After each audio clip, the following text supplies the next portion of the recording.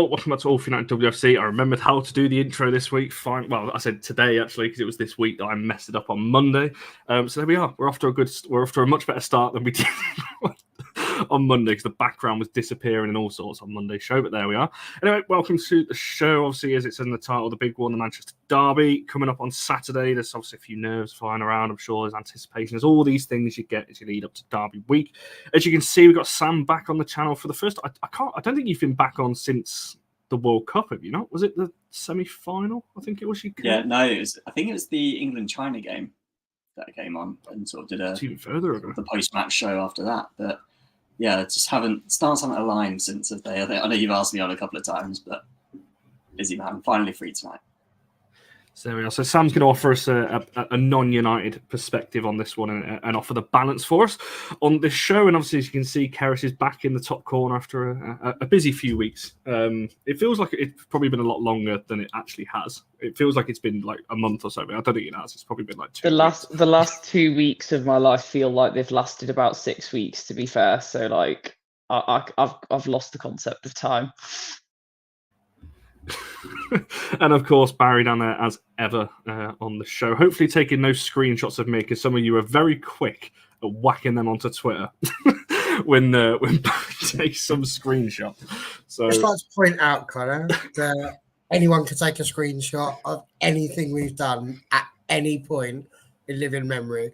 The fact I happen to see it live on this stream is neither hide nor hair on it, really. Let's be honest. So just sort your Wi-Fi out, bruv. I don't actually think it was the Wi-Fi either. I think it's this laptop. So I might not have a choice. If this laptop goes, it goes. So there we are. Right, we'll go around the house then and see how people are feeling going ahead of it. And obviously, we've got a load of questions to go through in more detail. Obviously, talk a little bit about the midfield. Obviously, there's a lot of shouts to get Lad back in. Obviously, talk a little bit about Lisa Naalsund. Mark Skinner's comments as ever because he's done his press conference today. So I'm sure we'll talk about that at some point. And obviously talking a bit more about City as well. Keris, come to you first then. Obviously, you're going to be there on Saturday.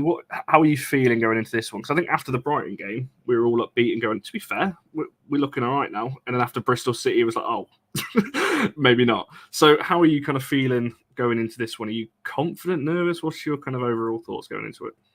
I'm looking forward to being at a game because it feels like it's been absolutely forever. But I would not say I'm confident. Like So I think I've been every single time we've played at the Etihad. And this is probably the least confident I have felt, bar the time that it was literally our first WSL game ever. Just because I think City are really strong at the moment. And I think, like you say, after the Brighton performance, I was really, really pleased and feeling a lot more confident. And then I cannot really understand what happened against Bristol. We just felt like we fell off a little bit. So yeah, I'm not feeling massively confident, but I could be proved wrong. I hope I'm proved wrong. I was going to say, it's a weird one, isn't it? Because I think, Paul's put it in the chat, obviously, because it's in the title. Can you not get the win at the Etihad? No one, obviously, with the men's side fancied us beating Liverpool at Old Trafford, and obviously went on to win that in spectacular fashion last weekend as well. Barry, over to yourself. Obviously, we did the show on Monday and we spoke a little bit about this upcoming game, but have you got any extra nerves? Or are you kind of feeling, or are you a bit more confident as the game draws closer? No, I'm not nervous. And the reason why I'm not nervous is because what's there to be nervous for? For us, very little really rides on this. Let's just go a different way. If we win, obviously Manchester City don't. And that was not the insight I think people were expecting there. But Chelsea, obviously, being on 40 as well. They've got pretty much nailed on 3 points against West Ham. So it just means Chelsea go 3 points further clear at the top of the league again. Didn't I even say it? I'm not even sure I really care. And, everything we've done, all the talking that we've had, all the listening to Skinner and all of these things that are going on, I think that's where the problem lies in. I'm apathetic towards the fact that this match is coming up. Now, I'm sure on Saturday, when the game's coming around, I'm going to feel a little bit more with it and a little bit more like I care. But I don't know what it is. Usually I'll be excited about these sorts of matches. I don't feel like we are going to get into top three. And I think, honestly, a lot of this is to do with the result that we had at the weekend. So, we had that game against Brighton. It was really, really good. And then we go off and have this, like, just dross against Bristol City. And you're expecting the fans to just sit there and get up from that and think, oh, well, it's all right. That'll be fine. Our hope, I suppose, has got to be that Man City are better with the ball and are more likely to want to come at us. So therefore, we're less likely to have to try and break down a low block. So, I'm sure that as we start talking through this, it will fill up my optimism tank once more. And I'm positive as well that Sam is going to have some statistics that will have me grinning from ear to ear at some point. But no, I don't feel nervous because at the moment I'm not really sure what I feel. Just a bit numb. Like, I want the girls to win. It's not like I'm sitting here going, oh, I don't want them to win. Of course I do. But I kind of feel like for the first time I might be setting myself up for a fall if I start sitting here getting too hopeful about the game, which isn't like me. I understand where you're coming from there, because I've said this to you. I said this to you on the way back from Brighton, that because we're not, it's on the FA Cup, when that FA Cup semi-final rolls around, then it'll be nerves and everything else, because that is literally all we're fighting for. I don't care what people tell me. I think even if we win on Saturday, we're not getting into that top three, because Arsenal are just not dropping in 3 more games. It's not happening. Well, don't get me wrong. We win this match tomorrow, we're in the league, Connor. Straight up. That'll be level of optimism that I'm going for. But yeah. I don't even know what bet I would make with people if we ended up winning the league this season. That would be quite something. Sam, obviously looking at it more from a neutral point of view, what's your, I guess, thoughts from the start going into this one? Because obviously we know it's going to be a huge game for both sides. Obviously City need the win, really, because Chelsea don't look like they're going to drop points in any game at the moment. So City almost need to keep ticking those 3 points off to stay level with them. But yeah, what's your kind of thoughts going into it in, from more of a neutral standpoint? I'm sure what you're saying is amazing, by the way, but you're on mute, so we can't hear a word of it. There we go. Much better now. Yeah, from a neutral standpoint, to be honest, I'm really unsurprised about Barry's answer, that just feel a bit numb. I was looking earlier at the fixtures that Arsenal got in third compared to Man United in fourth, and I think Arsenal's last 6 games, 5 are against the bottom half. I think Man U 4 or 5 are against the top half. So Man United's games is just much harder, and then to make up a 6-point gap. So you've not really got anything to go for in terms of getting into Europe. It's very unlikely. Similarly, for Man City, they need to win, and they need to win well. They're 2 goals behind Man City on goal difference, behind Chelsea, on goal difference. So both teams are looking like they're probably going to win the rest of their matches, and they need to win by goals. They don't just need to win. So they're going to come out, and they're not just going to settle for a 2-1 or a 2-0 or something like that. They're going to try and score as many as possible. I think you do well to find many. Maybe Chelsea is the only one that I think can compete with Man City's front 3. I think if he plays that Kelly, Shaw, Hemp front 3, I think it's going to be attack from Man City. Even if they concede a goal or 2, they're not going to care as long as they score 5 or 6. That's going to be their target. In my opinion, I think that's what they're going to do. From a sort of kind of more neutral standpoint, for those that don't know, I'm an Arsenal fan. So I feel very neutral about this game because we're not catching the top 2, but at the same time, I'm not too threatened about dropping down to 4th. But I kind of would prefer a Man United win just because Mark Skinner would be more likely to keep his job. That's the honest opinion from me. I can't believe you said that. I was not expecting that answer. If I could pick who won, I'd love Man City to drop their home form. Obviously, Man United haven't won an away game in the WSL since Christmas. So it bucks those trends. It gives something else for the stats and obviously makes my stuff a bit more interesting. But at the same time, yeah, Mark Skinner's not having the best time of it at the moment. Gareth Taylor's obviously sticking around anyway. I think there are probably other candidates that would like to come in and take the Man United job in the summer. But yeah, I'd like to see them stick with him for a very selfish standpoint. Which I know obviously Man United fans are complete opposite. The vast majority of wanting him out in the summer, if not before. That's really depressing. You're not coming back on again. No, what you just said there about not to England again. I didn't realize it was that long since we've won an away game. And I've just had a look. So the last away game we did win in the WSL was Spurs on the 10th of December. We're now on the 21st of March. And I know obviously there's the 4-week gap over Christmas anyway. But yeah, and those away games, there was breaks. And there's internationals in there as well. But since then, we've played obviously Chelsea and Arsenal, West Ham.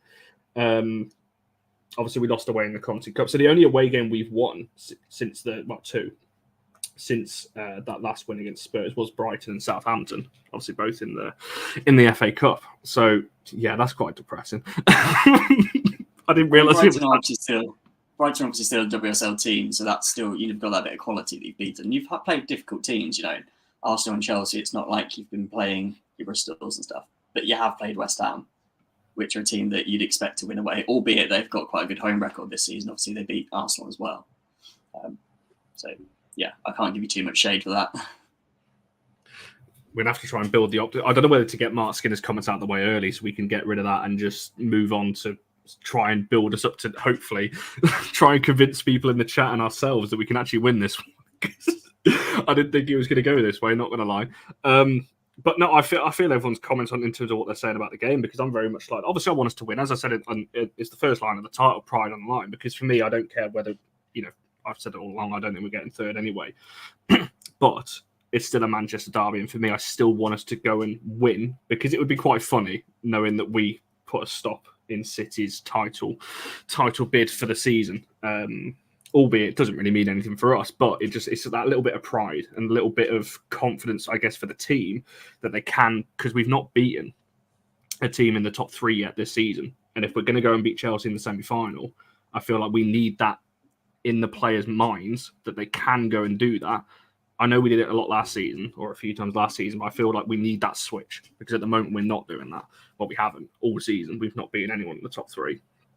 So I feel like we need that in there as well.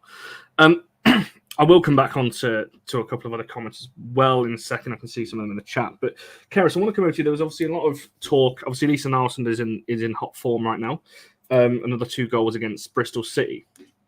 Going into this game at the weekend, usually when big games roll around, the same question always comes up about Hayley Ladd and how she is needed in these games. We saw how well she was last season, alongside Katie Zellum in these big games. She excelled very well in it. What would you do from a midfield point of view this weekend? Because if we know Zellum's going to be starting, Ella Toon is just not going to not be playing either. So there's 2 of your midfield 3, I would imagine. So if Ladd is to play, that means you're dropping Lisa. But can you do that right now? What would you be doing from a midfield point of view, or would you just keep it exactly the same as the last couple of weeks? I personally would be keeping it the same because of what Barry kind of said earlier, and what Sam's pointed out about City's goal difference as well, is they're going to be coming at us which is obviously quite an intimidating thought, but it also means that we're not going to have to play against a low block.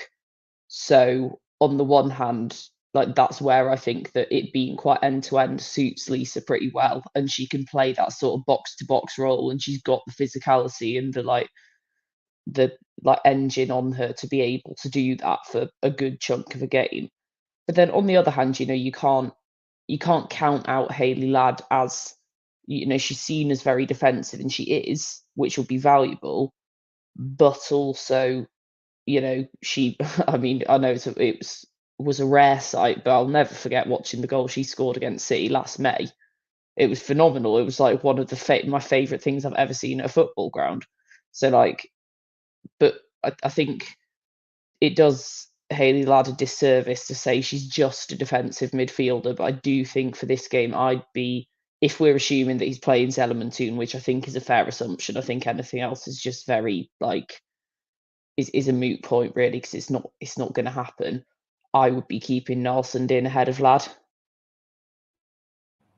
The reason why I asked this question as well is because, as Harden said there, obviously it's been in every game bar Chelsea, obviously at Stamford Bridge, it's been that trio of Lisa, Zellum and Toon, and we've lost all 3 of them 3-1.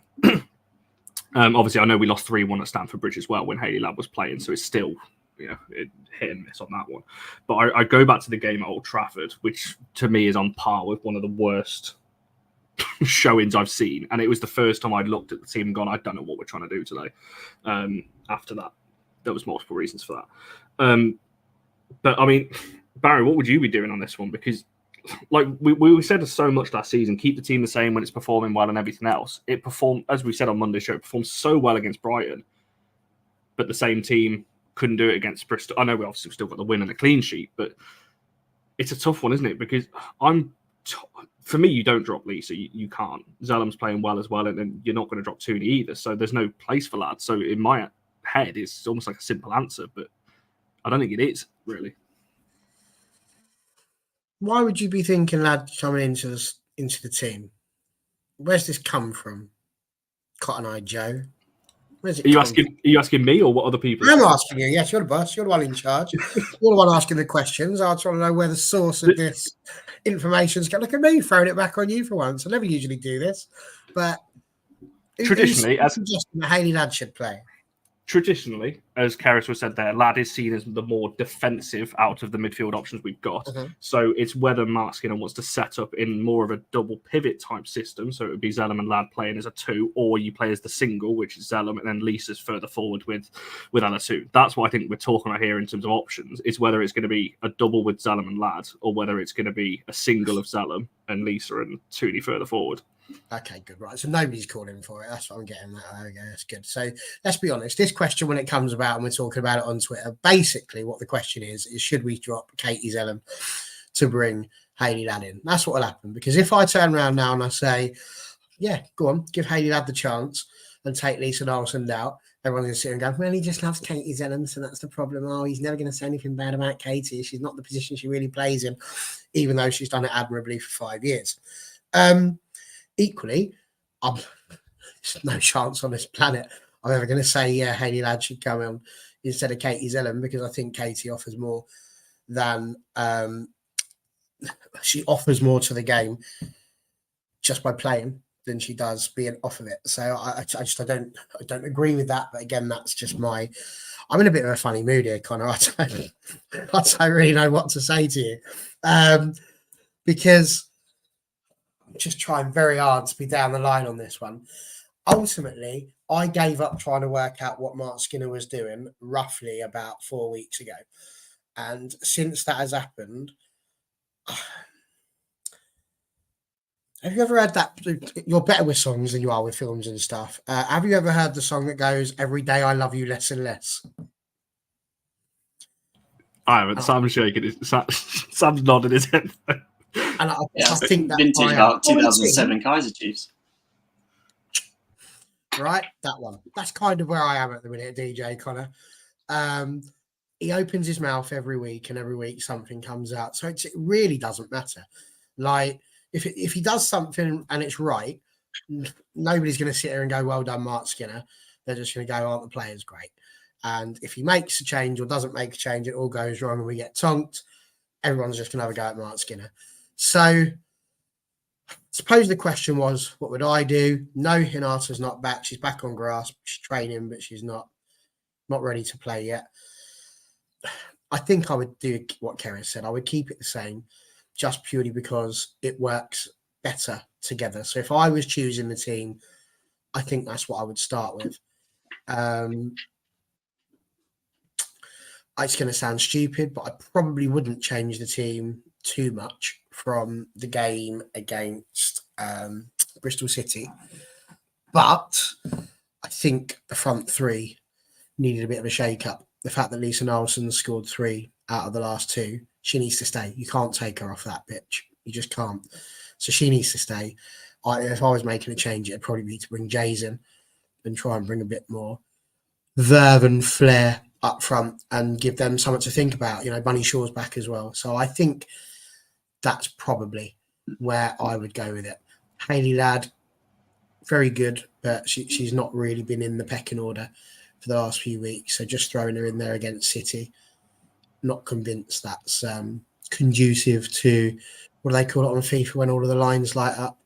Chemistry. I'll ask you the same question as well, Sam, in just a second. But it's the kind of thing, I don't know why. I can imagine we'll come to Mark Skinner's comments in a second, but I can, after what he said about Lisa earlier, I can fully just see him dropping her this weekend. It's the kind of thing I can just see him doing after bigging her up so much in the presser and some ridiculous comment they came out with afterwards, talking about Lisa. Now I can just see him going, "Oh well, you've played well, lads, going in for this one," and it would just, I don't know. Maybe I'm wrong. We'll see when the team sheet comes out on Saturday, but we'll see on that one. Sam, I guess kind of a two-part question. Obviously, same question in terms of the midfield for United, in terms of what you think it should be for United's best chance of success, and also how to combat the City midfield, because there's a lot of emphasis put on. Obviously, that City midfield is exceptional. Obviously, we know Jill Roord obviously is out. She was exceptional in the fixtures prior, but there's still obviously Hasegawa in there and other great players in that midfield. So how are you looking at the midfield battle in this one? Because I feel like United heavily lost it in the game at Old Trafford, which obviously inevitably our downfall. So what do you think United need to do to, I guess, stop that City trio, whatever it's going to be? It's hard because there's no shame not being as good as City's midfield, because it's amazing. It's one of the best in the world. It's, them in Chelsea, they're comfortably clear of everyone else, even basically everyone from Arsenal downwards, they're comfortably better. So there's no massive shame in being worse than it, but it's just, how do you combat it? Just because you haven't got the players they have doesn't mean that they're not beatable. I think that it's going to be a lot of Man City in possession. They overtook Chelsea at the weekends. They've now got the highest average possession in the league. And that's probably going to continue this weekend while they're in good form as well, and they're at home. You're going to be sitting in a low block quite a lot. I'd probably actually start Zellum, Ladd, and Lisa, because I think you're going to need that low block. And I don't think Toon's going to offer that same sort of defensive cover. Who else you put up front is a bit of a different question, because you're going to need your wide midfielders, as in sort of the midfield three. You're going to need them to go out and assist with fullbacks and things like that, as in defending against. So, obviously Chloe Kelly and Lauren Hemp are going to get as many crosses in as possible, but they're going to have support coming and joining them. And I think that's where you need your wide midfielders to help. So you've then left, Zellum and either Ladd or Lisa, depending on which side they've gone to in the midfield. And then who do you want up front? I think you get JC back in. I think you start Garcia, because they're probably two quickest players in the team, certainly out of the forward players.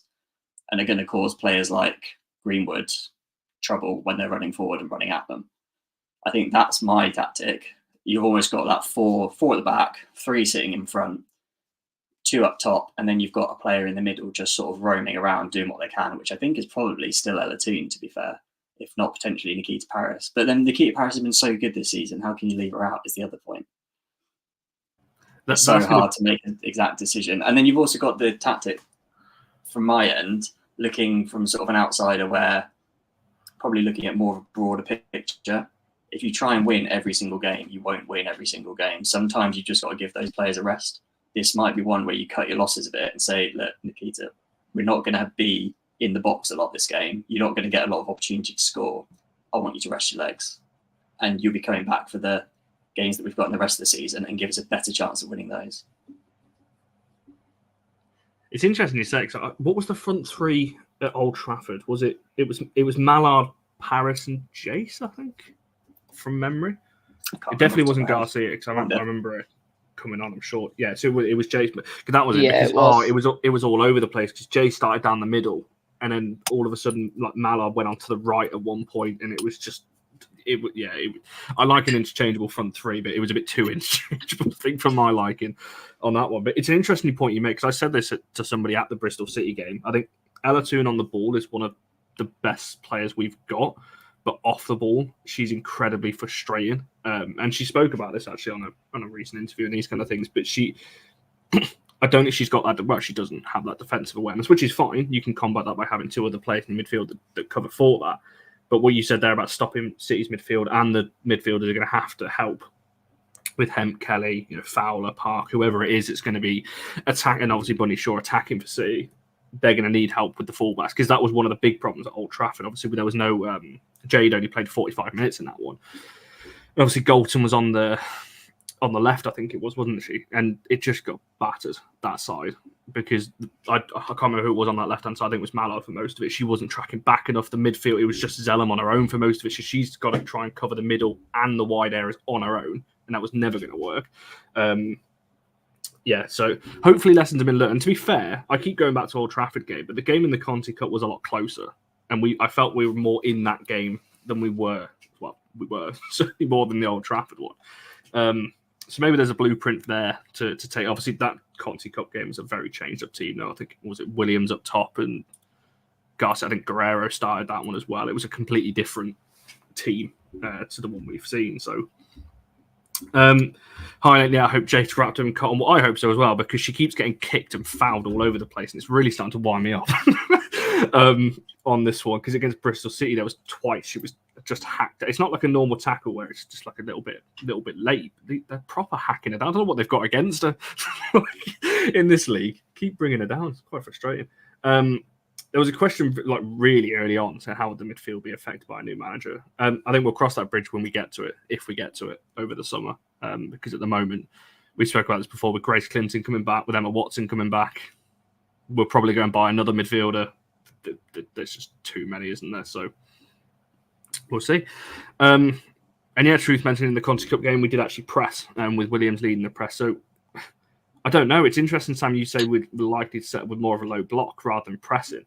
Because we've tried both this season against the big teams, and well, neither have worked for different reasons. I think at the Emirates we didn't really have a choice because they just targeted Gemma Evans, or targeted the fullbacks in general.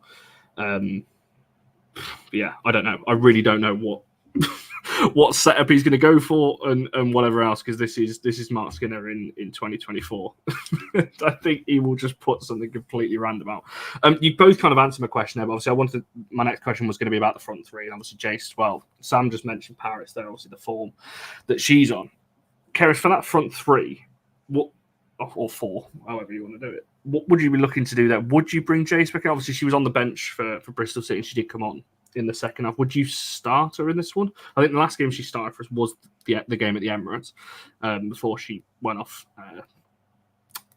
Obviously, I'd be starting Jace. I think for the reasons everyone has said, of just giving City something else to think about. I think at the moment, as painful as it is to kind of like admit it, City are playing as a team better than us. So if we need to rely at least partly on moments of individual quality and on pace and on skill and on ability to just make a defender go, what the hell just happened, then I think she's the player to do that.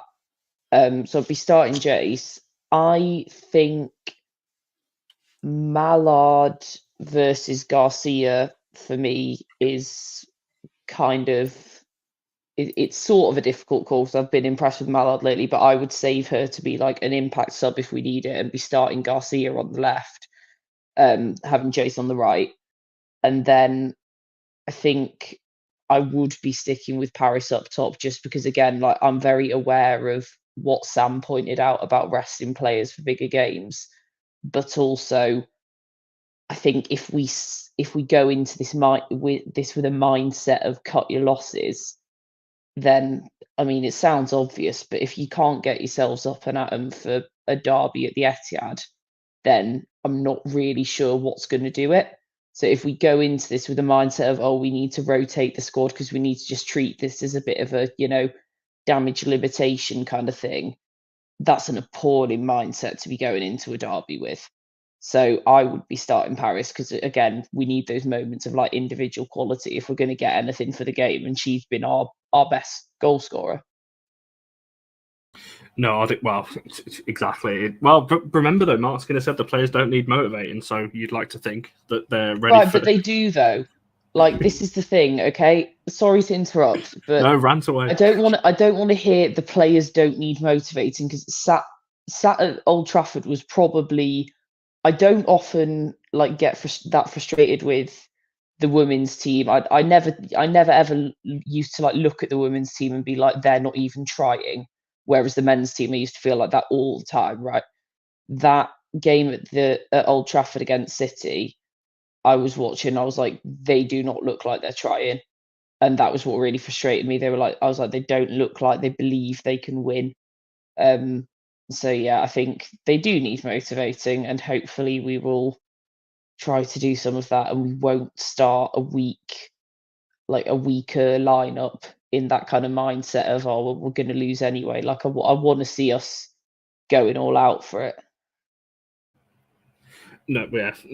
Well, this is again certain Mark Skinner quote that came out. I can't remember what game that was before, but I think it was actually after West Ham or before West Ham, one of the two. I can't remember. It was a few weeks ago. Barry, have you got anything to add on kind of rounding off this, I guess, lineup conversation? You know, you're the one that brought up the conversation about the front line. I think you did say who you would start in terms of, you know, bringing Jace back in and keep obviously Paris. And it is, like Kerry said, I think it's a shootout between Mallard and Garcia, really. I would probably start Jays, Gallard. Gallard? Who the chuff is that?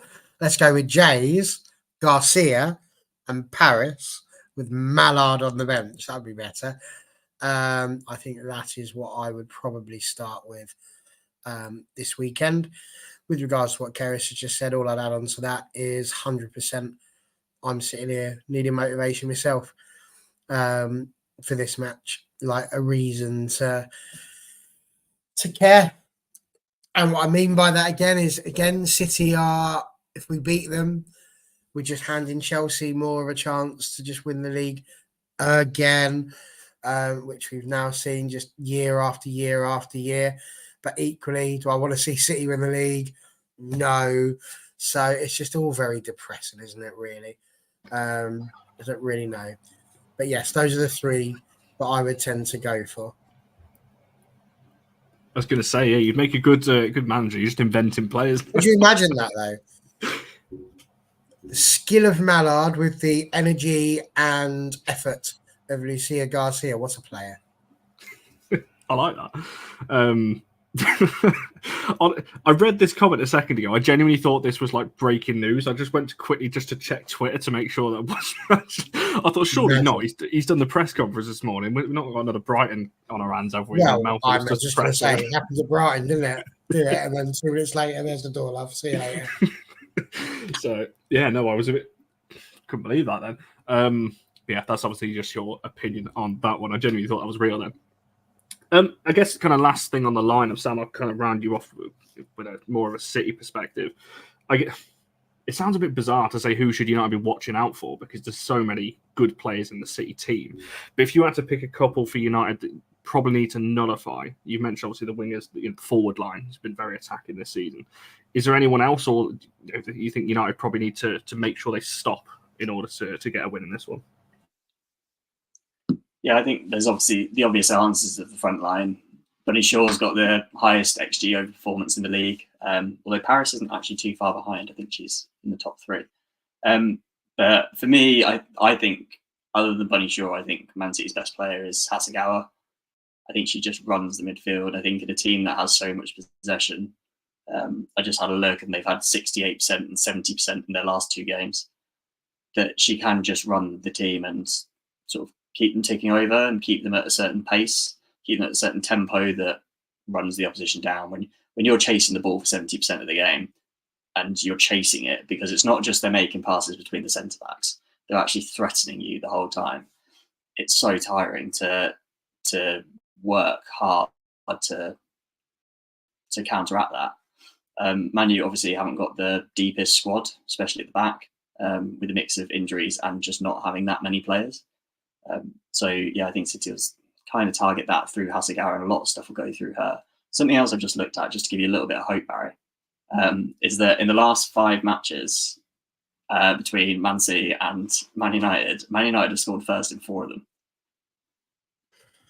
We scored first in 4 of them? It could be an early, quick start. So you said we scored first in 4 of them? Yeah, 4 of the 5. How many of those 4 did we win? Yeah. 1. Yeah. But to be fair, Man City didn't win the rest. There's draws in there as well. I was just trying to give you a bit of hope, even if it's only for the first half. You're doing a good job. You've started the wheel. You've started the wheel turning, which is good. But yeah, the motivation for the derby comes from the fact that I would not be surprised if we got tonked. That's what I'm getting at. I'm not sitting here and giving it the old, I think we're going to turn up. We should have turned up against Bristol City. We didn't turn up against Bristol City. We should have stuck about 25 goals past Bristol City. I was trying to be nice when Shahan was on the show, but we should have absolutely murdered them. There should have been news reports going out about how we had literally they were deceased. That's what should have occurred when we played Bristol City. And the only thing that was deceased, there were people watching seagulls and they missed the second goal. That's how good it was. So if we can only manage 8 shots against Bristol City, the reason I need motivation is because I'm going to sit there on Saturday, my one day in a week where I'm not doing anything else. I'm going to be sat just in that corner over there, right underneath the Manchester United crest. And if I watch this game and there's only 2 shots, I'm going to be so thoroughly unmotivated that I'm going to fall asleep again. So that's why I need motivation, because I need to know that my manager is going to pull his act together, because at the moment he hasn't, and it's doing my absolute nothing. I have stood here with my head above the parapet for the last 2 years sticking up for that bloke, and the way that he is doing these girls dirty to allow them to be so crap on a football field is really winding me up. So yes, I need motivation, because at this moment in time, the only other thing that would motivate me is if there was a swap with Martin Ho and Mark Skinner. Oh, that's really depressing, because how well he did yesterday as well for SK Brand. For people who didn't watch that, by the way, it was a great game between SK Brand and Barcelona yesterday. So credit to them, credit to Martin, for narrow defeat to Barcelona, which is no shame in that at all. And they were level for a chunk of that game as well. So fair play to them. Right, but while we're on Mark Skinner, I want to bring up one of his comments, because what you just said there, Barry, but I was so tempted to tweet something about this earlier, but I thought I'll hold back. I'll save it for the show. And I'm still not entirely sure how much I'm going to say on this. So I'll let Sam answer it first, because I want to see what you think is an outsider looking at it. The quotes that he says, the 2 that I've picked out, and these were both in response to Anton at Sky. Talking about obviously, where we are this season and things like that. He first obviously answered, doing his usual recruitment that we want to do in the summer and get players back for a full season. After that, I'll know we'll be back where we are. Then he goes on to say, if you've watched our games, you will know that we've been at very high performance level this season, except in just a few moments. So at the moment, I'm very happy with where we are. I mean, what have you got can you see his point, Sam? Am I being overreacting as a United fan? Because that really wound me up. That last line in particular, I'm really happy with where we are. I just really triggered me. I don't know why.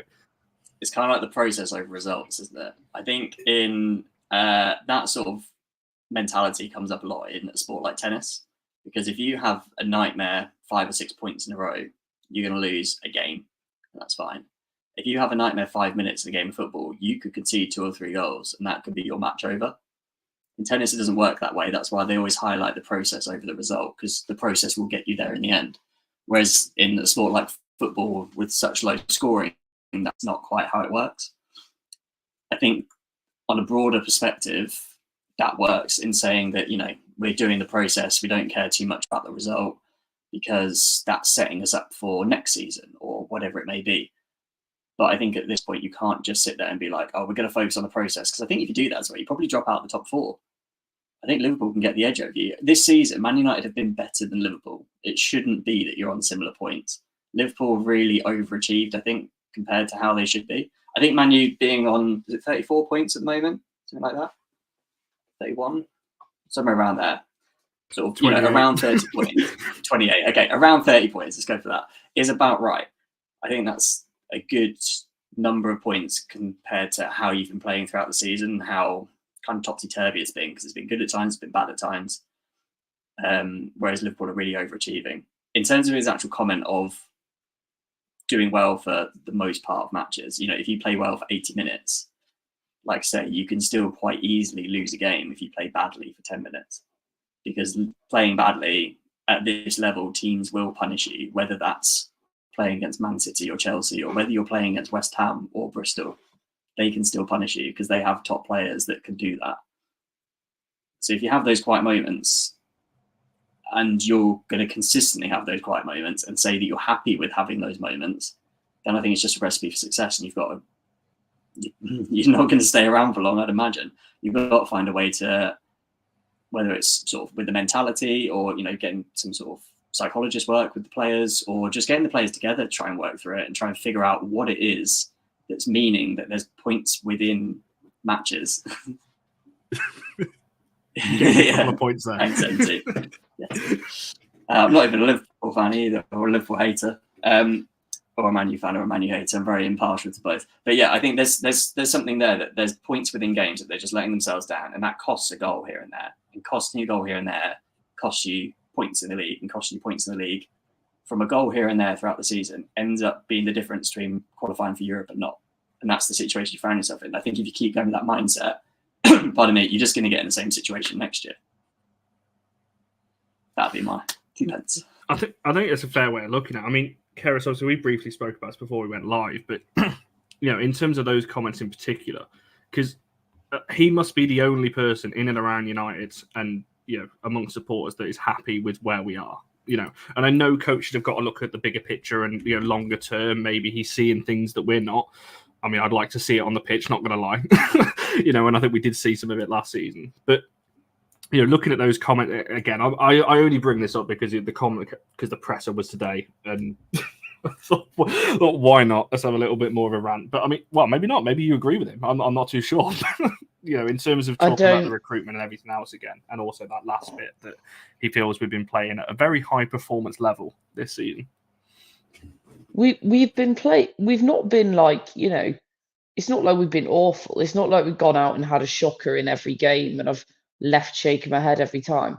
But you cannot deny that we have gone backwards since last season. We've gone backwards, both in terms of obviously results and league table, but also, Mark Skinner loves to talk about performances as well as results, right? And the performances have gone backwards since last season as well. The team doesn't look as cohesive. It doesn't look as motivated. Obviously, gutting to lose a couple of really key players in the summer, but I don't actually think that's why, or at least I don't think that their on the pitch impact is why things have deteriorated. I think potentially it's an issue of players not wanting to be at the club that has then like maybe impacted kind of morale or mentality or something like that. I think, I can understand him trying to be really positive in press conferences and stuff, but it comes across at the moment as though he's acting like he is seeing something that we're all not seeing, and I just don't know what that is. Because I wouldn't describe, our performance is a high level because we're a top team, that we've got a lot of good footballers and we score some very nice goals and we do some very nice bits of play, but that's all they are at the minute. It's just bits and pieces. We've not really, other than the Brighton game recently, we've not had a game where I've looked at it and gone, yeah, do you know what? We played really well there. Not we did a couple of nice bits. It's like, no, we played really well for a whole game. We're lacking consistency. Yeah, sorry, what was the question? I really went off on that. No, you got me thinking in terms of how many times this season, because we spoke about something. I think that you and Barry both on that show where he spoke about, I'd rather get the performances over the results this season, but we're not seeing either. And I was trying to think how many good performances have we seen this season. I'd say Spurs away, 4-0. I think the 2 games against Everton back in October, November in the Conti Cup and in the league. And then obviously the one recently, Brighton. Other than that, I genuinely, even when we've won like Villa at home, 2-1 win, again, we kind of scraped our way through that. Brighton at home, 2-0 win, again, I don't think we were convincing in that either. There's so many games. So he's talking about like performances are there. I don't think they are. Like, unless I'm just missing the point, but I don't get what he's trying to say. Because like last season, for example, we dropped points to Everton at home. Obviously, famously may have cost us the league, that one. But at least in that game, we were absolutely battering Everton. We had so many shots in that game, just couldn't score, and it was just one of those games. I don't think that's been the case. The games we've dropped points in this season, West Ham, maybe you could say we could have got a goal there, but there's not been many I've looked at and gone, there's not really been any games where I've walked out of it thinking we deserved a different result to what we got. I think that our performances have actually been very accurately reflected in the results. I think the games we've lost, we've deserved to lose. The games we've drawn, it's usually been because we haven't done enough or we've started playing properly too late. And the games we've won, it's like, yeah, we played pretty well, but we've just played pretty well and we're not building it into any sort of pattern. I hate being like, I hate to sound really negative because I generally see myself as a relatively positive fan. But I think it's frustrating when you hear a coach talking about, in this really positive way, about things that fans just aren't seeing. It's like, if there's something you're seeing on the training ground, and maybe we're all going to see it on the weekend because you've been working on some absolute magic over the course of the week, then fair enough. But if it's not, and we see kind of a very similar performance, then it's like, well, I don't really get where the positivity is coming from. You don't have to be positive all the time. You can say, no, we weren't good enough. I think that's the thing. You only have to look at Emma Hayes when they've lost games this season. Chelsea, the first thing she comes out, yeah, we were awful today. Like, you know, we didn't deserve anything from the game and so on. Any positives? It's a short drive home. It's like, yeah, I love that from her because it was honest. And I think that's it. And obviously, you're talking, you know, not being negative. And you know, Barry's. I'm finding this really hard here because, you know, Barry said before, you know, we try so hard to not be the reactionary people on here just shouting down the thing. Oh, why is he saying this and doing this and everything else? But that's the point I'm at, because it's so frustrating. Every week he does a press conference and I hear what he said. I'm like, oh no, please tell me he didn't say that. Like, and it's just, I don't get it. Because at least, you know, if he says something ridiculous, if you're winning each week, it doesn't really matter. I said this before. If you're winning every single week, I don't even care what it says in press conferences, to be honest, as long as it's not nothing ridiculously controversial. I don't know. Barry, have you got anything to add on this one? Because I feel like we should probably move it on after you said your thing here, because I'm just going to get really annoyed otherwise. I had one little thing to interject as well. Just a 4. Number 1. High performance. Do you know what? It'd be a wonderful thing to say if he was telling the truth. He's not telling the truth. We're not seeing high performance. We haven't seen good performances. Now, as the world knows, I've not been to huge numbers of games. I've watched most of them on the telly. But I've been here on every Monday review. When yourself, Charlie, Keris, Jess, people like that have been on who've been to the games and watched them. And you've all said the performance is not as good. But I've always stood up, much like young Sam here, for the stats side of things. And I will argue the toss over a high performance that's got 25 shots in a game with 12 of them on target as being, you know, just not one of our days, as opposed to a Bristol City one where there's 8 shots, 2 on target, and that just bears out the fact that what you're telling me is it was a very boring game. So that would be what I would say on that one. The second one I would say is that, in all honesty, I've now come to the conclusion that Martin Ho was the brains behind everything that happened at Manchester United. For that man to go away with Bran, by the way, which has only ever been used in a sentence when followed by the word flakes, and no, I don't want that for breakfast. Bran, and they drew, is that right, with Barcelona? Lost 2-1. They lost 2-1 in the end. They're holding them Close 2-1, right? Barcelona.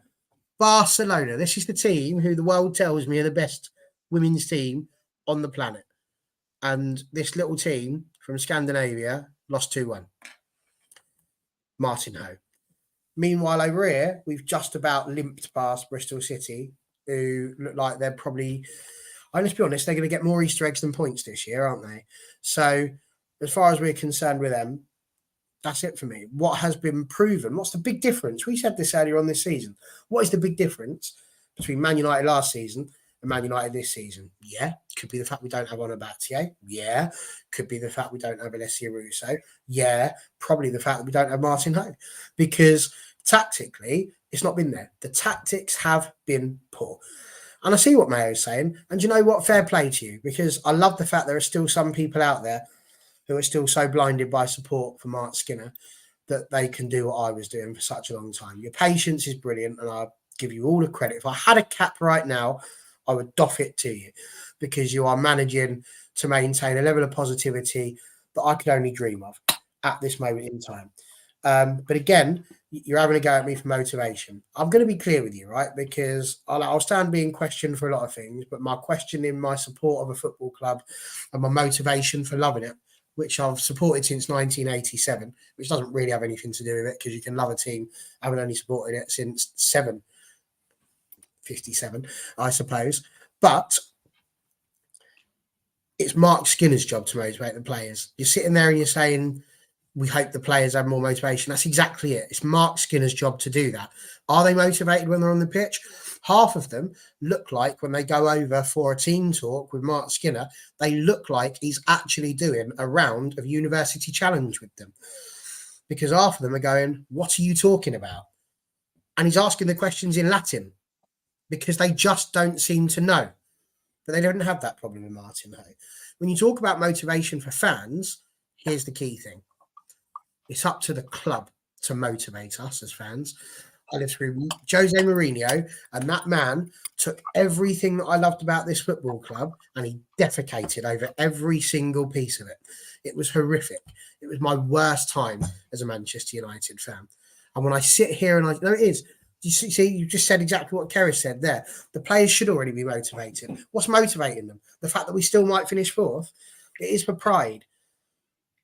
This man, Mark Skinner, who I have defended and loved, has walked out here. You talked about recruitment as well, saying, oh, well, if we recruit like a top 3 club, we can't recruit like a top 3 club because we had it and we didn't do it because we had Polly, I don't know what I'm doing, Bancroft, sorting everything out over there. She couldn't sort it out. She was the one who nearly swore there. She was the one who mucked up Alessia Russo's contract. She was the one who couldn't motivate on a Battier to want to stay for a club that was going to be playing Champions League football and decided to go to Barcelona, where they only just narrowly beat SK Brand, managed by Martin Ho. This is the point I'm trying to make. We can keep sitting here and defending him, but ultimately, the simple fact is that the only thing I've really got to say, controversial or not, I'm beyond caring, is simply this. And I say it genuinely. I'm delighted to hear that Mark Skinner and his wife had a beautiful, healthy baby, and I'm really, really happy about that. I hope he gets to spend a lot of time with it very soon. That's a really nice way of putting it, actually. That's probably, I like that. That's a good way. Sam, you said you had something to interject with on this one. Yeah, just while we were talking about Manchester United and how they're not really dominating as much, and they're sort of going out and putting in some performances, but some not great performances at the same time. I had a look at the last 10 games and what XG Man United have created compared to their opponents in each of those games. And I looked at how many games they'd created at least one more XG. So, for example, Bristol wasn't one because Bristol created 0.2, Man United created 0.4. So they've not really dominated the game. They've only got 0.2 more XG. In the last 10 games, Man United have only done that twice, away at Bristol and away at West Ham. And they're not games where I guess you kind of expect it in those sort of games because they're sort of like teams that are lower down the table. But against your Chelsea, your Arsenals, teams like that Man United want to be challenging and Man United want to be finishing ahead of, realistically. That's where the club should be. That's where the club has the means to be, the financial means to support the women's and the men's side, to be fair. But the women's side, to get to that point, you're getting beaten, like in the stats as well as in the actual result. I said about Liverpool earlier, really overachieving, and they're getting beaten in the stats, but they're getting the results. Man United aren't. They're getting beaten in the stats and the results. And that's where I don't think the performances are quite there. I think that's it, because we had some of these last season. Reading last season, was a poor performance from us, but we got the win. Everton, obviously, we drew that game. There was a couple of games last season, Villa away, we weren't very convincing last season, but we got the win in the end and we got over the line. And this season, because we're not doing that, we did it. Very first game of the season, we did end up beating Villa with a Garcia late winner. I thought, maybe it is going to be just a continuation, but yeah, I don't get it. And I'm with what Barry said. Finally, he also said about the high performance thing. It's as if he believes that Ineos aren't actually watching the games. Because if Ineos are watching the games and they're agreeing with what he's saying, then we're in serious trouble. Well, what worries me even more is, are they watching the games though? I would really, really, really hope so. But from what I've seen kind of so far, and I could be completely wrong, and I hope I'm wrong, I haven't seen that much that indicates that they have a real plan for the women's team. It seemed like an afterthought every time I've heard it mentioned, and I'm a little bit worried that they could be won over by Mark Skinner saying, "Oh, but we've had this, we've had this, we've had this, we had players leave, we need recruitment," and they'll be like, "Oh yeah, this guy's talking a lot of sense. Here is some recruitment." Like, you know what It's I an mean? interesting point, actually, because it does work. And like Anton said, if it's true that Ineos wants Southgate to replace Ten Hag, I mean, I don't hold out much hope for the women's team if that's going to be the route that they're going down for the men's. But I agree with you. I think, if you've got, you only have to look at Polly's leaving thing. She was responsible for this. She was responsible for this. No, she wasn't. It was the players on the pitch that got us the FA Cup final and pushed in the league. Nothing to do with Polly. So you only have to look at things like that. And it's a tough one. It really is. So I don't know. I've got nothing really to add on Mark Skinner. I think he made some comment about Lisa Naalsund as well, which I'm not going to go around the panel on, but talking about, he feels what he's done is justified, and, it's funny that people make comments on what he does and things like that. And, well, we're a fan channel, so we're going to make comments on what you say, Mark, and what you do on the touchline, because that's why we're here. And that's why there's people watching us talk about this, so they can have their say as well. And that bit's mental. Because again, he's rattled right now. He's rattled, and that's fine. Because if he wants the little demon dwarf Barry to pop out and start fighting with uppercuts too, I can do that and all. Because he's the muppet that stood there and said the week before he played her, "Well, the only thing standing in the way of Lisa Naalsund is Lisa Naalsund."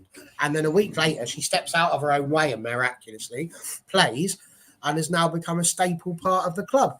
Like, the only reason we brought up Lisa Naalsund is because you played her. If you didn't play her and you just maintained Lad, Zellum, Toon, people are going to do that. People are going to ask about you playing players. It's your job to be sitting there and not coming out with ridiculous cop-out answers like the only reason Lisa's not playing is because of Lisa. It's not the answer. What you should have come out and said, Lisa Naalsund isn't playing because she's not ready yet, because of this, that, or the other. The same way that you did with Vilda Risa. She's not strong enough yet. She's not this. But what he forgets is he's the person buying the players. So if the player's not good enough to play, don't bloody buy them. Simple, really, isn't it? And for the first time tonight, I agree with you, Tulumba. Everyone at the club is part of the problem. Yeah, I agree. It's more than, I know we've gone in on Mark, but that's purely because he's done the presser. If other people did the presser, I'd be going in on them and all. It's not just Mark. There is a whole thing. The players are responsible for certain things as well. I think, I don't know. Everyone knows my thoughts on it. Let's move it back on, because try and bring it back, because we are going to have to wrap this one up shortly as well. I guess just very briefly, Sam, for you, obviously talking a little bit about Man City. I just wanted to ask you a very simple question. This might be a really short answer as well. Did they offer Gareth Taylor a new contract too early? Because we've spoken about this on the All for Women's Football channel not so long back. Now, obviously, we're in a similar kind of position. And I was listening to someone talk about this earlier. City had a high turnover of players. In fact, Mark Skinner actually got asked this question. I think it was by Jamie Spencer, actually. Got asked about this. City had a high turnover of players. They stuck with Gareth Taylor. And now look where they are, obviously fighting for the title. Then they offered him a new contract. Then they got knocked out of 2 competitions in a week. And if they lose at the weekend, they're probably out of the title. It'll be unlikely for them to win the title as well. So I guess that's the question. Do you see some similarities? But also, did they potentially offer him one a little bit too soon on that one?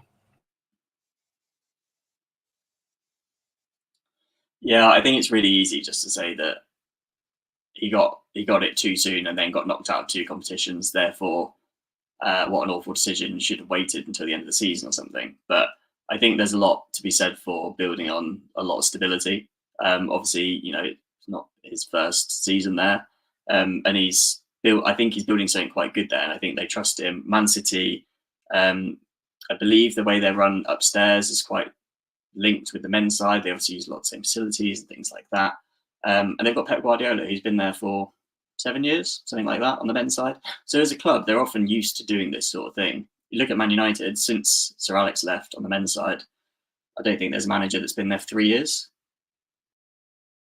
So the fact that this is coming out around Mark Skinner, I think, is sort of the kind of thing that Man United would be more likely to do than Man City. Man City more likely to hold on to their managers. Even if they're not getting exactly the results they want, they're more likely to kind of trust the process, as you hear the Spanish say. Whereas I think Man United are more likely to go, okay, let's go for something new, especially now that they've got a bit of a new regime there. I think a lot of what goes on with the way Man United play, I think Mark Skinner kind of said it earlier, that there's moments that aren't great, but the rest of it's still pretty good.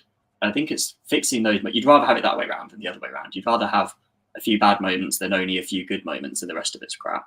So I think the fact that there's only a few things to fix, once they get fixed, I think Man United will be flying. I think they can start challenging definitely for Europe, if not for the title.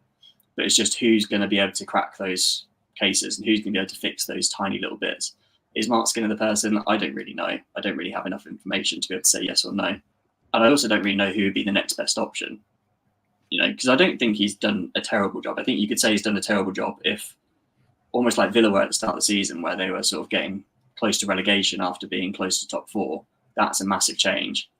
Man United haven't dropped off that much. They've dropped off a bit. They're not doing as well as they were last year, but they haven't dropped off that much. There's little bits that need changing. I don't doubt. I wouldn't be surprised if they stuck with Mark Skinner and next year qualified for Europe. I wouldn't be surprised to see that happen. But at the same time, I also wouldn't be surprised for any of the other combinations of things that happen, whether they go into Europe or not, and whether they stick with him. I don't think he's necessarily the only problem. But yeah, I think if he can crack the code in the next few weeks, then it certainly looks to be good for next year. And that could end up being him getting a new contract. Gareth Taylor was already getting there because he had obviously a much more successful season, especially in the league with Man City. So I don't think giving him a new contract so early was a bad thing. They obviously want to be challenging for cups as well, but they're still challenging for the league. And I think they've done better this year than probably they expected to at the start of the season, especially given how last season went. Sorry, that wasn't a quick answer at all. No, it's certainly a fair point. And, obviously when you talk about next things for United, obviously someone mentioned in the chat, obviously Suzanne, the current Ajax manager, she's now not going to Juventus. I would keep an eye on her because I think there's potential in that. If United were to be looking for a manager in the summer, I think there's potentially something there that could be done. So that's a name I would keep an eye on as a potential option. But yeah, I don't really know what the next questions are. I feel like this has been so depressing for a Manchester. I remember doing the Manchester Derby preview last season, and it was like, we're so confident we're going to go in this. We're fighting for the title. It was just after the cup final that the defeat to Chelsea, the home game, and we drew at the Etihad last season, and it was like we were so gutted that we drew. It was like, we should have won that. We would have the game and everything else. Whereas this year, I'm 100%. If we draw on Saturday, I'm 100% taking that because that's something a little bit better than what I'm expecting. City were pants last season as well. They were struggling. And so it was much more of an interesting sort of fight. You talk about Gareth Taylor's contract. He's justified it this season. They're in a title race. I'm trying to see how many points he finished on last season. Can I throw out a question to whoever wants to answer out of the three of you? But if in a year's time, say Man United finish 4th this season, and in a year's time they are in a 2-horse race for the title, and Mark Skinner is still in charge, would you be happy that you kept him? Of course. Listen, I know I've been very negative today. I know I have. Part of that is because there's people pushing me buttons and I'm not in the mood for it. But genuinely, I just care about the club. Genuinely, right? If Mark Skinner gets offered the job, Mark Skinner is the manager. That's what it is. My drama is that I've not seen, it's been admitted in the chat already, we've gone backwards from last season. We have. Now, if he can bring in the players that he wants and everything changes, because we've spoken about the back room and how everything is above and how the structure just isn't there. We get that structure and we get the support that he requires and we have the right people in there with coaches that are actually, capable of doing the job. Brilliant. Absolutely brilliant. And if we're in a 2-horse race with Mark Skinner, 100%. But I can only go by where we are right now. Where we are right now, would I be backing giving him a contract? Absolutely not. By the end of the season, I would expect it to be, thank you very much for your time, Mark, goodbye. If they put one in front of him and he signs it, we're going to have to get behind him, aren't we? Because, I'm not going to call for the bloke to be sacked within a contract, but he will have a lot of work to do to try and win people around, because I was there for most of the games that we played last season. And, you know, people like Charlie and Keris were too, but they've also seen the difference this season. So, to be honest with you, the real answer to your question is, if we've made it into a 2-horse race and it's Mark Skinner in charge, either I've fallen asleep and I'm dreaming, or Jesus Christ has come back for his second coming and there's some form of miracle going on. Because I can't see how that would happen. But if it did, 100%, I'll always back the manager if he gives me something to back. Yeah, I think that's where I'm at as well. I've got nothing to really add on it because it's just, yeah, I just want the team to win. You know, there was obviously a clip going around not so long back of, you know, United fans should want the team to lose. Absolutely never. You know, I want us to go win Saturday and win every single game for the remainder of the season, but that's not going to change my thoughts. I still want him released at the end of his contract at the end of the season. It's not going to make a difference to me whether we win the FA Cup, finish, you know, win every game for the remainder of the season. Still want him to be changed. But yeah. Keris, have you got anything to add on that one? No, I think that is potentially the number one thing that winds me up the most when people say something like that. It was like someone said it to me about Premier League the other week. It's like, oh, you don't want to beat Liverpool, really, do you? Because it hands City the title in the league later on, or something. It was something along those lines.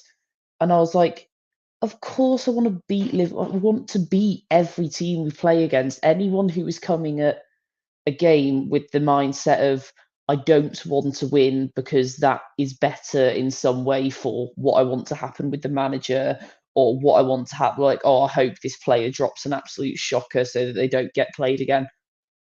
What's wrong with you? Like, I find it so bizarre.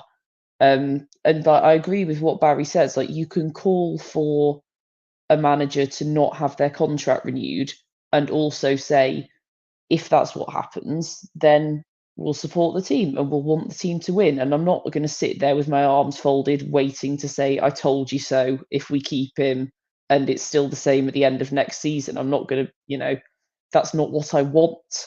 I do not relish that thought at all. That sounds awful. But yeah, no, I think if, in answer to kind of Sam's question, if we're there at the end of next season and Mark Skinner's in charge and we're back in the title race and everything, then yeah, fantastic. I'll be over the moon. But as Barry also said, I just don't think it's going to happen. The bad thing is, if he does, he shut me right up, and I'll be the first person to stand there and go, "Fair play, Mark Skinner. You've absolutely exactly. done well." That's why you're a UEFA licensed coach, and I'm a fat bloke with a beard. I honestly think the only way that's happening is if the coaching staff completely changes and he gets a couple of top tier coaches in to help him with the sessions and with the tactical side of the game. Not saying he's not got that. I think he is. I've said all along, I think he is a good tactical coach. People can tell me otherwise, whatever. I just don't think his communication is player management and all those kinds of things are up to the level. And I think the other coaches that are working with him are not at the level either. So when you've got all that factored together, just a recipe for disaster.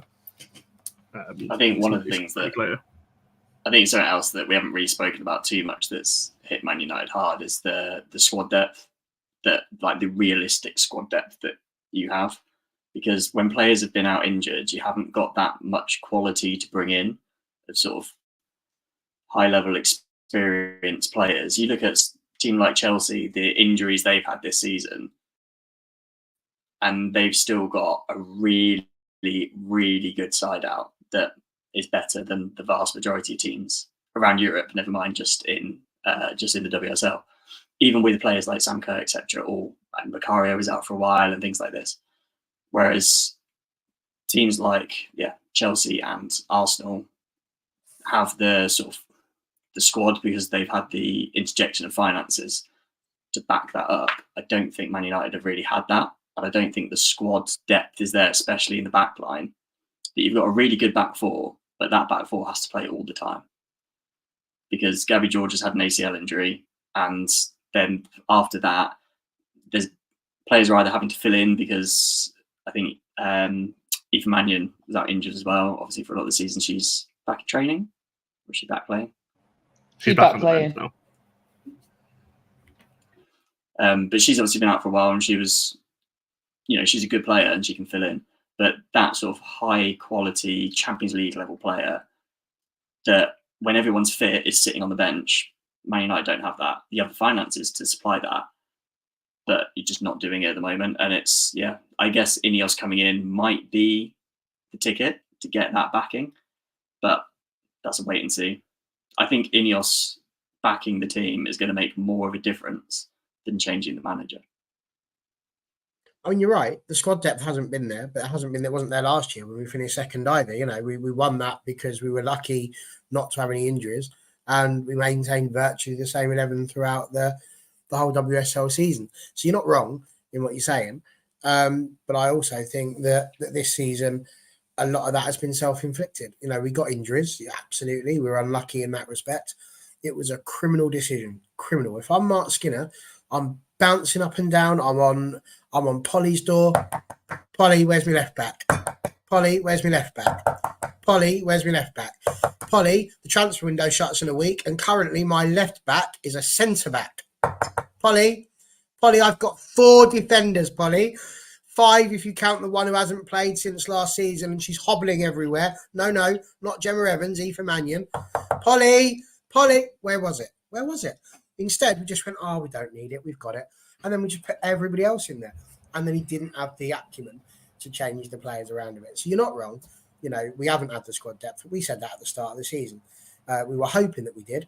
But again, he's given more of a chance to the players this season than he did last season. Not all of them have stepped up to the plate in the manner that I think we could have done.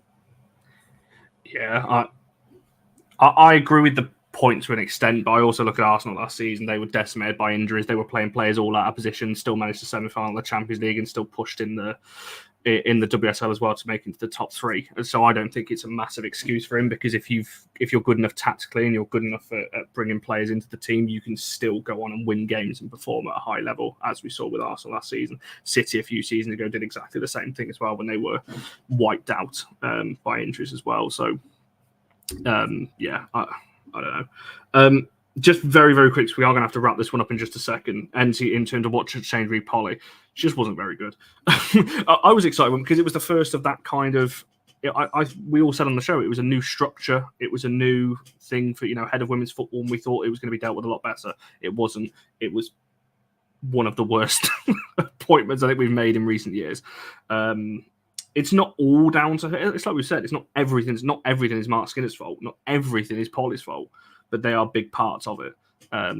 It's like when you hear Connor Roberts is on the show, and then it turns out to be the actual footballer Connor Roberts, and nobody wants to listen to him. So that was what happened. We thought we were getting this Connor, Polly Bancroft, and instead we got him. Hey, he's a good fullback. He actually plays for the shirt that Sam's got on as well. That's all I do. Men's channel, fullbacks. Women's channel, fullbacks. It's like, I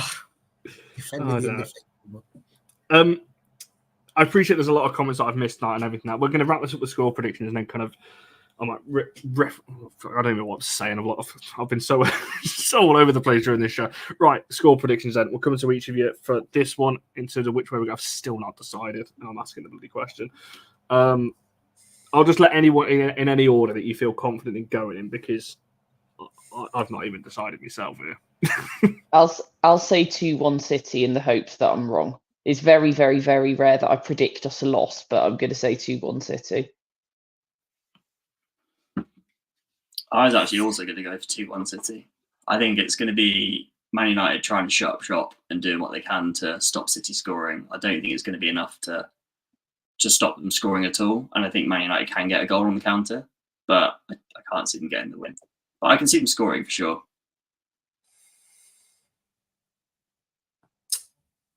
Sorry, my motivation dipped again. We are going to draw 2-2. That's kind of where I'm leaning. 2-1, like these two said, and then Rachel Williams comes on in the last minute and does what she does. I'm kind of siding with you. I think it's going to be like a 2-each draw or a 1-each draw. I think we'll score. I don't think we're going to have an issue there, but I just don't think we're going to keep that City front line quiet. Neither have I, John. Neither have I. Like, it's there's a magnitude of reasons as to why. The only thing that's up right now is his quiff. And even that's fallen a little bit at the top. Even that. Oh, dear. And you're saying that about obviously us on the panel, but everyone in the chat. I'm looking at the results. There's a couple of United wins in there, but majority of them are City wins here. And I think that's a first that so many people have gone for an opposite of a United win. Yeah, we can do it for sure. Who knows? Like I said, I think we'll score, but I just don't think we'll get the win. So I'll go for a draw. And as I said, I think I will take that. It depends on the context of the game. If we're out getting absolutely battered and we nick a draw, don't know whether I'll be as pleased. But if we're in the game and we give them a game for 90 minutes or so, I'll take that at this point. Is that true? Is it City's longest to... I'm trying to think of the last time they didn't win in the WSL. They have won the last 10 league Lost matches. to Brighton. Jeez. Was last loss Brighton? I think normally Something when like a that. team goes on a run like that, the way they end their run is with some sort of leveler. So the leveler is either they get a bad injury or they come up against a team just as good as them, or it's a big derby match, and actually that takes precedent over the sort of logical outcome. The emotions take over, and that makes it a bit more of a leveler. So I think, to be honest, if there's a team that's going to end City's run, I think it's more likely to be United than it is Arsenal. Brighton are really winding me up right now because they go on to they beat Bristol City 7-3, putting us all sitting there thinking that we're going to score 24-0. And now they're the last team to beat Manchester City, who we're sitting there going, we'll be lucky if we squeeze past. What a club. JJ's, Connor's highlighted now. I was thinking that's a really good point because, I mean, we've had players, City have had players sent off the last 2 times they have played us in the league. They're not beyond getting wound up at all. And Jason's great at winding people up. I would love a red card, nice and early, like 12th minute red card. Yeah. Obviously, no injuries though. Yeah. I was going to say, I'm trying to think. Who was it in the game at Old Trafford? I'm trying to think. Was it Angledal? Or was it someone else? Alexandre. I knew it was an A. Oh, no, it might have been A. No, it definitely was Alexandre. Right. I remember now. But yeah, we'll see. We'll see what happens. But whatever happens, we'll be back here on Monday at 7:00 going through it all. And fingers crossed Charlie's back on this one. So let's actually hope that we win. She said on the chat on Monday, didn't she? She only comes on if we lose, like in the last couple of occasions. So hopefully she's coming on and we're winning on Monday on that one. Sam, if people want to follow you and all that kind of thing on your Twitter, I know you put out a lot of stats on your Twitter platform, which is great to see. If people want to find all of that, where can people do all of that kind of thing? Yeah, so just head to @Statorino, who obviously it's in the little box next to me. Yeah, I'm on Twitter and Instagram posting stuff pretty much every day. Nothing in particular for one specific team, just across the WSL as a whole. A lot of sort of stat leaders, a lot of graphs, things like that. So, yeah, if that's your jazz, give me a follow. It's definitely worth it. It gives a bit of added context to a lot of things that we say on here as well. So make sure you're going and following Sam. And Keris, I believe you've recorded another podcast. Did I see that earlier? Or am I completely making that up? I have, yeah. No, we did. We recorded yesterday and it was good. We had a good chat, but I yawned like 5 times on the mic, and then me and Angel both went out and I forgot that I hadn't uploaded the episode, so it's now a day out of date with the Champions League results, but it's still a laugh, guys, so go and have a listen. I've really sold it there. I'm going to go and listen to this now. This will be worth. You should. I'm genuine. From my point of view, I absolutely love seeing the stuff that Sam puts out there on his Twitter, so you really should get on and follow everything that he's got there. He will back up most of the things that you want to argue about with your players. So if you've got a particular player that you love, keep your eye on it, because Sam fills me full of joy when it comes to my Katie Zellum stats. He is literally like my Excalibur when it comes to that. And yeah, Keris, she's always good to listen to. So do go and listen to her. And to all of you in the chat from me, brilliant to have you in. You don't have to agree with me. I don't care whether you do or you don't. I'm too old to care about that. But I love the fact that you come in here and have a spirited fight with us all. It's all love. Can't wait to see you on Monday. Indeed, like Barry said there, as I said earlier, we do this just purely to give our opinions. If you want to come on to the channel, drop us a message on the Twitter account. If you ever want to come and share your views on here, more than happy to have newer people on the channel as well. If you, as I said before, if you see us around on Saturday, come up and say hello. There's myself, Jess, Andrew will be there, Charlie will be there. So there'll be a lot of us from, I guess, the All and Keris is there as well. So you'll see, a lot of us in the All United group there as well. So come up and say hello if you see us about. Make sure you like the video, subscribe, and follow TikTok, Instagram, Twitter at All United WFC and all that kind of stuff. If you're in the Predictions League, make sure you send that to myself, Barry, or the WFC account by tomorrow. Saturday, by kickoff on Saturday on that one. And let's hope for a win, and we shall see you guys 7 o'clock live on Monday. Have a good weekend all.